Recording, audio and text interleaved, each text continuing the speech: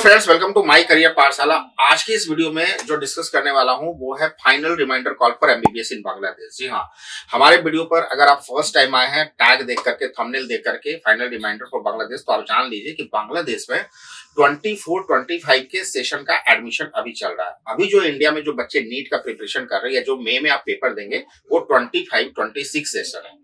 बांग्लादेश में 24-25 का सेशन का एडमिशन चल रहा है, जिसकी क्लासेस मई ऑनवर्ड्स यानी आपके नीट के एग्जाम के बाद शुरू होगी। लेकिन जैसे इंडिया में नीट का फॉर्म आप भरते हैं और इसके बिना आप यहाँ के कॉलेजेस में एडमिशन नहीं ले सकते, उसी तरीके से बांग्लादेश में भी अगर आप एडमिशन लेना चाहते हैं तो आपको वहां के गवर्नमेंट की साइट पे रजिस्ट्रेशन कराना मैंडेटरी होता है, जिसकी लास्ट डेट 15 मार्च है।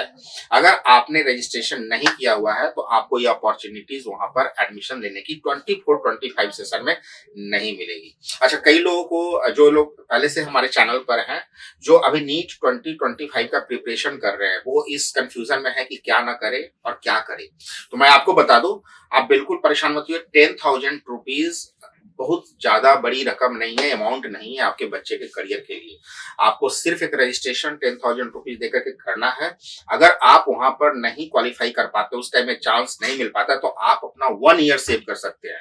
क्योंकि बांग्लादेश में आपका 24-25 सेशन में एडमिशन हो रहा होगा, तो कोई भी स्टूडेंट जो 25 में इंडिया में एडमिशन ले रहा होगा, जिस टाइम में उसको डिग्री इंडिया में मिलेगी, उसी टाइम में अगर वो बांग्लादेश में एडमिशन ले रहा होगा 24-25 सेशन में, तो डिग्री लगभग समान टाइम में, सेम टाइम में आपको मिल जाएगी। तो 1 ईयर आप सेव कर लोगे, लेकिन सेव करने के लिए आपको रजिस्ट्रेशन करना मैंडेटरी है।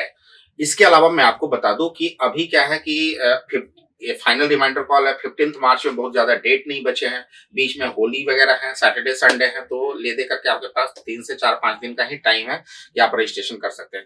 बाद में पोर्टल ओपन होगा कि नहीं होगा, इसकी गारंटी कोई नहीं ले सकता, कोई संभावना नहीं है। हम लोग एक्सपेक्ट करते हैं कि होगा हर साल की तरह जो देखा गया है, लेकिन न्यू रिजीम है, न्यू गवर्नमेंट है, कब किसका मूड बदल जाए, तो आप रिस्क क्यों ले रहे हैं। अगर आप 25 की प्रिपरेशन कर रहे हैं, प्लान कर रहे हैं एडमिशंस के लिए, तो आप अपना रजिस्ट्रेशन करा करके रख लीजिए। इससे ज्यादा क्या करना है, ठीक है। कॉलेज बाद में सेलेक्ट कर लीजिएगा एडमिशंस के टाइम में। और वैसे भी मैं आपको एक और चीज बता दूं कि बांग्लादेश के जो अच्छे कॉलेजेस हैं, कई लोगों को डाउट है कि बांग्लादेश में सिचुएशन अच्छा नहीं है या बांग्लादेश में इस बार एडमिशन नहीं हो रहा है, तो आप गलतफहमी में हैं। बांग्लादेश में जो बच्चे पढ़ रहे हैं, अच्छे से पढ़ रहे हैं, वहां सिचुएशन ठीक है। मतलब एज पर स्टूडेंट जो सारे कॉलेजेस में बच्चे पढ़ रहे हैं, आराम से पढ़ रहे हैं, और अच्छे कॉलेजेस में अप्रोक्सीमेटली 90% सीट फिल्ड अप है। जो अच्छे कॉलेजेस हैं, डिस्काउंटेड वाले कॉलेज नहीं, क्योंकि कई सारे लोग आज के डेट में क्या है ना, डिस्काउंट वर्ड सुन करके सुनते हैं। मैं आपको बता दूं कि बांग्लादेश में जो अच्छे कॉलेजेस होते हैं ना, वो कभी डिस्काउंट नहीं देते। क्यों नहीं देते? क्योंकि उनके कॉलेज के अगर आप एडमिशंस नहीं लोगे और कोई सीट खाली रह जाएगी, तो लोकल बच्चों से वो अपनी सीट भर लेंगे। और लोकल बच्चों की फीस में और फॉरेनर की फीस में बहुत ज्यादा का डिफरेंस नहीं है। और अब बता दें एक बात कि वहां के जो ब्रांडेड कॉलेजेस हैं, जो अच्छे कॉलेजेस हैं, वहां अगर कोई सीट इंटरनेशनल फॉरेन स्टूडेंट्स की बच जाएगी, तो वो कॉलेज डोनेशन लेकर के, एक्स्ट्रा पैसा लेकर के उस पर एडमिशन लेगा, तो वो क्यों डिस्काउंट देगा आपको? आप समझ रहे मेरी बात को?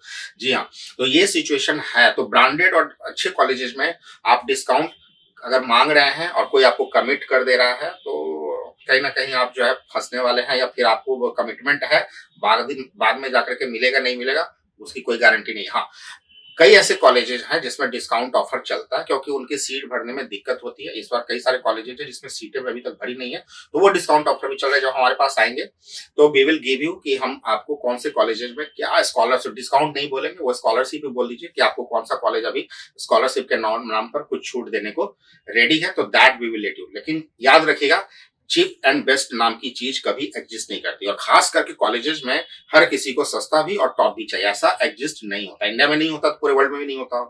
तो इस चीज को समझना बहुत जरूरी है। अब नाउ स्कैम इन बांग्लादेश। जी हाँ, ये अभी माय करियर पाठशाला ही आपको बता सकती है, इसके अलावा कोई नहीं बताता आज के डेट में, ठीक है। तो आप सुन लीजिए कैसे स्कैम है। जो स्टूडेंट्स 23-24 में नीट पास आउट है, वो इसके लिए एलिजिबल है, जो अभी रजिस्ट्रेशन चल रहा है। अगर आप 23-24 में पास आउट नहीं है और 25 में नीट देकर के जाने की सोच रहे हैं 24 वाले सेशन में, तो प्रैक्टिकली और लीगली आप एलिजिबल नहीं है। अब इसके पीछे कंसल्टेंट आपके बताने का 2 माइंडसेट होता है। एक, उनको पता होता है कि आप एलिजिबल नहीं हो, आप लीगल नहीं हो सकते, लेकिन क्या है, आपके एडमिशन को पकड़ने के लिए रजिस्ट्रेशन भी कर देंगे, इक्विवेलेंस भी आ जाएगा। उसके बाद आपसे कॉलेज में $5000 की जमा करा देंगे फीस। बाद में आपको जाके पता चलेगा, वो बोलेंगे कि कॉलेज ने रिजेक्ट कर दिया, वो एडमिशन लेने को तैयार नहीं है। और जो पैसा $5000 आपने जमा कर दिया किसी XYZ कॉलेज में, अब वो बोलेंगे कि 25 से 26 सेशन यानी 1 साल और वेट कीजिए, इसी कॉलेज में अगले साल चले जाइएगा। तो वो स्कैम सिर्फ इसलिए किया जाता है ताकि आपको किसी तरीके से वो अपने ग्रिप में फंसा करके रख ले। इसलिए जितनी कमिटमेंट है कि नहीं आपका हो जाएगा 24 वाले सेशन में, परेशान मत हो। ये कमिटमेंट सिर्फ इसीलिए किया जाता है ताकि आपको फंसा करके रख दिया जाए। ठीक है। अच्छा, फंसा भी ऐसे कॉलेज में देंगे आपको जो कॉलेज का बहुत ज्यादा अच्छा स्टैंडर्ड नहीं है, जहां बहुत मोटे पैसे मिल रहे होंगे, तो वहां डाल करके रख दो, बाकी बाद में देख लेंगे। एक तो ये। दूसरा, कई सारे ऐसे मतलब जो स्टूडेंट्स हैं उनकी क्वेरीज ये रहती है कि डिपार्चर कब कर रहे हो, आपके पासपोर्ट पे जो स्टैंप है वो कब लग रहा है। ठीक है, लेकिन सवाल यहाँ पर यह है कि जब आप डिग्री लेके आओगे तो सेशन कौन सा होगा, 24-25 सेशन होगा। डिपार्चर आप कभी कर रहे हो, इससे कितना ज्यादा फर्क पड़ेगा ये तो आने वाला वक्त बताएगा। लेकिन मैं आपको बोलूं कि अपने करियर के साथ मतलब बहुत ज्यादा एक्सपेरिमेंट मत करिए, सेफर साइड में जाइए। बिल्कुल वैसे ही है कि इंडिया में एडमिशन आपने इस साल ले लिया और एग्जाम नीट का अगले साल दे दोगे, ऐसा प्रैक्टिकली संभव नहीं होता है। इंडियन गवर्नमेंट साफ साफ कहती है कि आप नीट क्वालिफाई, जिस सेशन में एडमिशन ले रहे हैं उसी सेशन में आपको नीट क्वालिफाई करके जाना है। तो आप अगर 24-25 के सेशन में एडमिशन ले रहे हैं और नीट क्वालिफाई 25-26 के सेशन में होंगे, तो प्रैक्टिकली और लॉजिकली यह एक्सप्लेनेबल नहीं है और यह फिट भी नहीं बैठता है।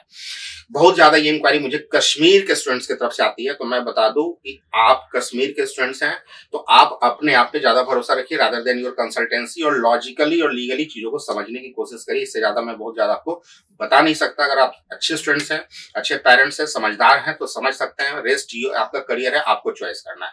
तो फ्रेंड्स, अगर अभी तक रजिस्ट्रेशन नहीं किया है तो हमारे नीचे दिए गए नंबर पर कांटेक्ट कीजिए। और जो अच्छे कॉलेजेस हैं, अच्छे कॉलेजेस में भी कुछ कॉलेजेस ऐसे हैं जिसमें अभी आप फीस थोड़ी बहुत मिनिमाइज कर दी है बांग्लादेश के कॉलेजों ने, तो अपनी अपॉर्चुनिटीज को बना करके रखिए और कोई भी कॉन्फिडेंट मत होइए। अगर आप ऑप्शंस लेके चल रहे हैं बांग्लादेश में और आपका बच्चा 600 भी स्कोर कर रहा है, तो माय रिक्वेस्ट इज कि आप रजिस्ट्रेशन करा करके रख लीजिए, क्योंकि उस टाइम में आपके पास ऑप्शन नहीं बचेगा।